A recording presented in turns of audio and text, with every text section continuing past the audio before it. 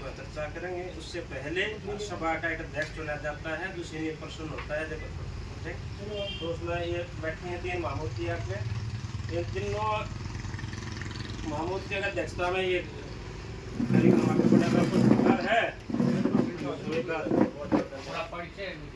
आज परिचय एक बार एक राउंड सबका परिचय का होगा जी। तो संयुक्त क्रांतिकारी मोर्चे की ओर से, तपस्वीवाद परिवार की ओर से, धरती दर्पण न्यूज चैनल की ओर से, पशुपति अखाड़े की ओर से आपका बहुत बहुत स्वागत है। आभार, आदर, अभिनंदन। तो मेरा नाम योगेंद्र सिंह उपयोगी माथुर, गाँव कराड़ा। तो मैं आपकी सेवा में इसी आश्रम पर रहता हूँ।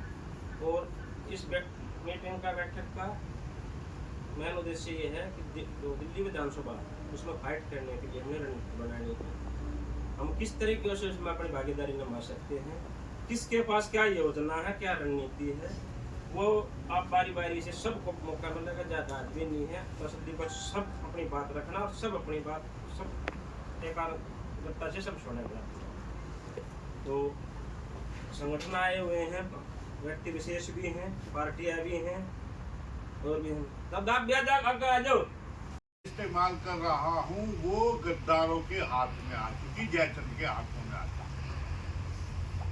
और ये इतनी आसानी से नहीं बदली जाएगी जब तक हम ये शपथ नहीं खाएंगे। जिस मिट्टी का तिलक लगाया जलियांवाला बाग का, उसकी कसम खाए, हाथ में पानी ले कि भाई मैं आखिरी सांस तक जो भी देश का हित होगा उस देश के हित में लड़ूंगा, और जो कुर्बानी मुझे देनी पड़ेगी मैं दूंगा। आज की तारीख में लड़ाई बंदूक से, तलवार से लड़ने की, तोप गोलों से जरूरत नहीं। केंद्र बिंदु दिल्ली बनाया गया है। चुनाव लड़ना ही सबसे बड़ी लड़ाई। या कितने बैठे रहो तो आप लोग, दिल्ली की 70 विधानसभाएं हैं, या तो ये शपथ खा लो कि भाई मैं लड़ूंगा, या किसी को अपनी तरफ से लड़ाऊंगा। और एक मोर्चा जो योगी साहब जी, बलदेव राज जी ने आपके सामने कहा बनना चाहिए, अहंकार का त्याग करो कि भाई हम सब लोग मिलके एक जो है अपना 20 सूत्री कार्यक्रम जो बनाया गया है, देश का हित है उसी में है और दिल्ली की जनता का हित भी उसी में, ये ले जाके रखेंगे लोगों के सामने। ये विश्वास दिलाएंगे हम जनहित में काम करेंगे, अपना हित कोई नहीं। और जो जनहित में काम करे वो ईमानदार, और जो अपना हित देखे उससे बड़ा भ्रष्टाचारी। मुझे इतना ही बोलना, इससे ज्यादा मैं नहीं। धन्यवाद आप लोग। ऐसी कौन सी चीज है जो ठीक चलती? अब सरकारी स्कूल, सरकारी अस्पताल, आने जाने के साधन, बरसात हो जाए तो पानी का क्या हाल है, कोई बीमारी फैल जाए तो उसका क्या हाल है, कोई इंफ्रास्ट्रक्चर, कोई जाम की समस्या हो जाए, कोई लॉ एंड ऑर्डर की समस्या का समाधान, ऐसी कौन सी समस्या है जो दिल्ली में ना हो? ये बताइए आप मुझे, बताओ आप मुझे। अच्छा, ये समस्याओं का समाधान कैसे होगा? जब तक जन समस्याओं को हल करने की इच्छा शक्ति हमें नहीं होगी। अगर हम ये सोचे हाथ में सत्ता आ जाए, खाओ पियो मौज लो, बाकी जनता जाए भाड़ में, तो फिर झूठे वादे करेंगे। ये आपके जो है घर बैठो ये चीज भेज देंगे, 1 लाख दे देंगे, 2 लाख दे देंगे, बिजली दे देंगे, पानी मुफ्त दे देंगे, कहाँ से आ रहा है? जनता के टैक्स का दुरुपयोग करना ईमानदारी है कि भ्रष्टाचारी है? लोगों को काम चाहिए कि मुफ्तखोरी चाहिए? तो सारी बात की जानते हैं, मैं क्या बोलूं? एक पर्सन और गुप्ता जी, आप अपनी पार्टी से अपनी कटौता बताओगे? मैं पूरा प्रयास करूंगा आप सब लोगों से मिलके, और जितने आप उतार सको ठीक है, नहीं तो मैं तो इतना जहाँ तक कहता हूँ 70 के 70 लड़ाने की इच्छा रखता हूँ, और तन मन और धन से उन 70 उम्मीदवारों की मदद करेंगे। ये आपको मैं उससे ज्यादा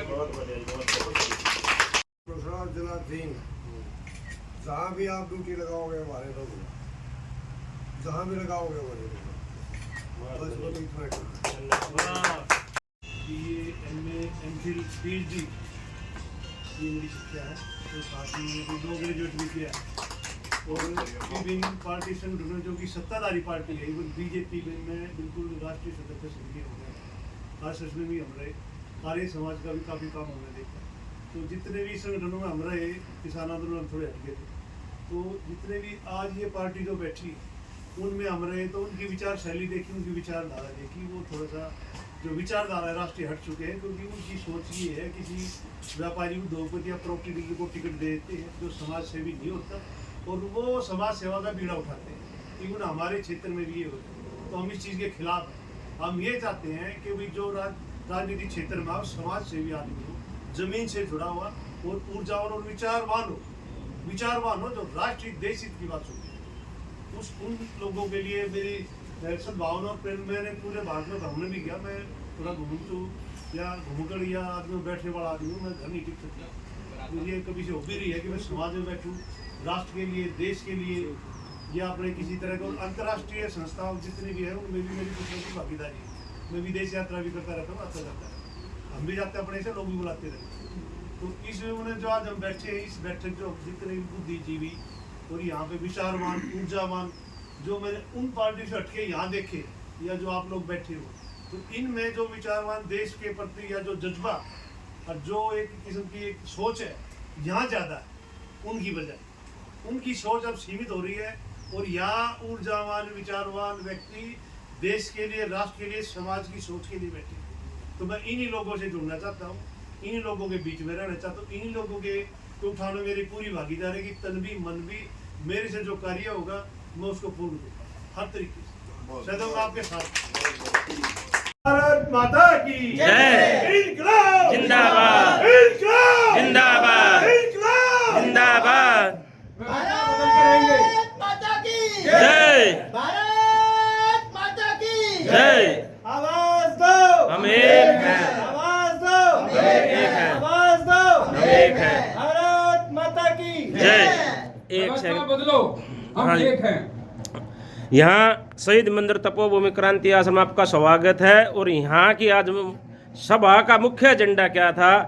आपके व्यवस्था परिवर्तन के लिए, देश के लिए, देशवासियों के लिए कोई नीति है, योजना है, कोई भाव है, विचार है, कोई लक्ष्य है, कोई उद्देश्य है, कोई इस पर कोई चर्चा रखना चाहो 2 मिनट की आप रख सकते हैं इनमें से।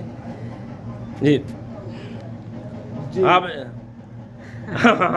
सीनियर पर्सन हो। ऐसा है भाई ये साहब बलदेव सूद जी। कि आज वर्तमान में जो व्यवस्था चल रही है अपने देश में, जी वो व्यवस्था अंग्रेजों के द्वारा स्थापित की गई है व्यवस्था। जी उसी व्यवस्था को अपने कांग्रेस ने ढोया, और हमें बीजेपी से उम्मीद थी कि वो व्यवस्था में परिवर्तन करेंगी, परंतु उन्होंने भी उसी व्यवस्था को ढोया। तो इस व्यवस्था को पूर्ण रूप से खत्म करने की आवश्यकता है। हम अपने भारतीय व्यवस्था, अपनी जो सोच है, हमारी संस्कृति जो है, हमारा विचार है, उसके अनुसार व्यवस्था इस देश में चलनी चाहिए। उसमें एक बात एक है, देखिए हम चाहते हैं कि जो सत्ता है उसका विकेंद्रीकरण किया जाए। जी विकेंद्रीकरण का मतलब है 1992 में संविधान में एक संशोधन हुआ था। उस संशोधन में ये लिखा है कि पहली सरकार होगी लोकसभा, दूसरी सरकार होगी विधानसभा, और तीसरी सरकार होगी ग्राम सभा। ग्राम सभा को वही अधिकार है जो लोकसभा और विधानसभा को है, परंतु दुर्भाग्य से आज तक जितनी भी पार्टियां आई, उन पार्टियों ने उस संविधान को लागू नहीं किया। हम जो है, ये जो हमारा ग्रुप है, उस संविधान की धारा को लागू करेगी और ग्राम सभा को कानूनी अधिकार देगी। ये बलदेव सूद जी हिमाचल प्रदेश से जो व्यवस्था परिवर्तन के लिए ईसाई व्यवस्था में निकले हुए हैं, संपूर्ण समर्पित है। इनका मानना ये है कि जितनी भी भारतीय ये राजनीतिक पार्टियां हैं, ये अभी तक भारतीय संस्कृति और भारतीय नियम सिद्धांतों के अनुसार नहीं उतरी हैं, उम्मीदों पर उतरी हैं। और ये एक नया राजनीतिक विकल्प दिल्ली विधानसभा 2025 से देने जा रहे हैं। बहुत बहुत बधाई, शुभकामनाएं। अन्य कोई विचार रख सकता है? ठीक है जी, चलो बहुत बहुत धन्यवाद आपका। हाँ ये राम जी। मेरा नाम राम नरेश निषाद है और पेशे से ड्राइवर हूँ। आज तक दिल्ली में जितनी भी सरकारें बनी हैं उनमें किंग मेकर रहे हैं ड्राइवर, चाहे वो कांग्रेस की रही हो, चाहे भाजपा की रही हो, चाहे आम आदमी पार्टी की रही हो। और हम ड्राइवर समाज की अनदेखी हर एक पार्टी ने करी है। जिनको हमने वोट दिया, नोट दिया, उन्होंने हमारे पीछे पे पिछवाड़े पे लात मारी, पीठ पे लात मारी। तो इस बार हम इन सरकारों को, इन पार्टियों को दिखा देंगे कि हमारी ताकत क्या है। आज संयुक्त क्रांतिकारी मोर्चा हमारे साथ खड़ा है और राष्ट्रीय गठबंधन मंच के माध्यम से हम सब इकट्ठा हो रहे हैं। तो हम इन आने वाले दिल्ली विधानसभा चुनाव में दिखा देंगे ड्राइवरों की ताकत क्या है, जो हमारी अनदेखी करी गई है। ऑटो वालों की, टैक्सी वालों की, ट्रक वालों की, ई रिक्शा वालों की, इनकी ताकत दिखा देंगे। कि हमारी ताकत के अगर हम सरकार बना ना जानते तो हम सरकार गिराना भी जानते, गिरा के रहेंगे। बहुत सुंदर दो संदेश है। एक तो अब शक्ति प्रदर्शन दिखाना, ताकत दिखानी, दूसरा पलटू राम के पलटा मारना है जो आगे से उसके जी इधर अरविंद सहराव जी। क्रांतिकारी विचारक और देश के बुद्धिजीवी वर्ग यहाँ पे इकट्ठा हुए हैं राष्ट्रीय सतर पे एक सम्मेलन हुआ है यहाँ पे तपस्वी आश्रम में। उसके एवज में जितने जमीनी सतर से लेकर बुद्धि सतर तक हम लोग एक राष्ट्रीय क्रियान्वयन करेंगे और हमारे सीनियर बुद्धिजीवी तमाम हमारे जितने भी मतलब पदाधिकारी हैं और एक मोर्चा बना के हम अपनी लड़ाई लड़ेंगे और राष्ट्र के लिए, देश के लिए, और इसको एक संकल्प के साथ संकल्प लेते हैं कि राष्ट्र सेवा के लिए एक उत्तम भारत की योजना के साथ क्रांतिकारियों के जो विचार है उसकी आचार हाव भाव लेके चलेंगे। शहीदों के सपनों का भारत का निर्माण करोगे। बहुत सुंदर। तभी उनकी आत्मा को न्याय मिलेगा, उनको शांति मिलेगी और तभी इस देश में भी उन्नति और उद्धार होगा। अन्यथा कोई माई का लाल कोई देश में शांति नहीं ला सकता। इसलिए भगत सिंह इसलिए शहीद नहीं हुए थे कि अमीरों के लिए अलग व्यवस्था होगी, गरीबों के लिए अलग व्यवस्था होगी। चंद्रशेखर जी इसलिए शहीद नहीं हुए थे। जितने भी क्रांतिकारी वो इसलिए शहीद नहीं। आज जो है कि दो तरह की व्यवस्था इन काले अंग्रेजों ने बना रखी, अमीरों के लिए अलग व्यवस्था और गरीबों के लिए अलग व्यवस्था। चाहे स्कूल की बात हो, चाहे अस्पताल की बात हो, चाहे नौकरी की बात हो। एक आईएएस का बेटा ही आईएएस बनेगा, एक विधायक का बेटा ही विधायक बनना है, एक सांसद का बेटा ही सांसद। तो बहुत सारी चीजें हैं जिसको बदलाव करने के लिए इनका पहले अंग्रेजों से लड़े थे हमारे जो हमारे मार्गदर्शन लोग हैं, भगत सिंह, चंद्रशेखर आजाद और महान क्रांतिकारी, और हम लड़ेंगे इन काले अंग्रेजों से। बहुत सुंदर। ये सीधा स्पष्ट संदेश भारतीय भ्रष्ट राजतंत्र को हमने पूरा मौका दिया। आप सुधर जाओगे, इन बलिदानी हुतात्माओं का कुछ ऋण चुका पाओगे, उनके प्रति कुछ श्रद्धा भाव प्रकट कर पाओगे, लेकिन आपने हद कर दी है। इसलिए अब आम जनमानस अपने राष्ट्र रक्षा के लिए, अपने आस्था अस्तित्व के लिए, अपने आने वाले बच्चों के भविष्य के लिए खड़ा होने जा रहा है। 2025 में शोषित, वंचित, पीड़ित, परेशान दिल्ली वासियों को एक स्वच्छ राजनीतिक विकल्प मिलने जा रहा है। हम स्वच्छ राजनीति का बीजारोपण करने जा रहे हैं, जिसमें समस्त दिल्ली वासियों से हम निवेदन करते हैं, आह्वान करते हैं कि वे आप भी इन विषम परिस्थितियों को समझते हुए साथी सहयोगी बने और हमारा मार्गदर्शन करें। हम आपके आशीष, आशीर्वाद और सहयोग की अपेक्षा करते हैं। अनेक शुभकामना से जय हिंद, जय भारत, वंदे मातरम, भारत माता की जय। सत्ता की ओर, राष्ट्र क्रांतिवीरों की ओर।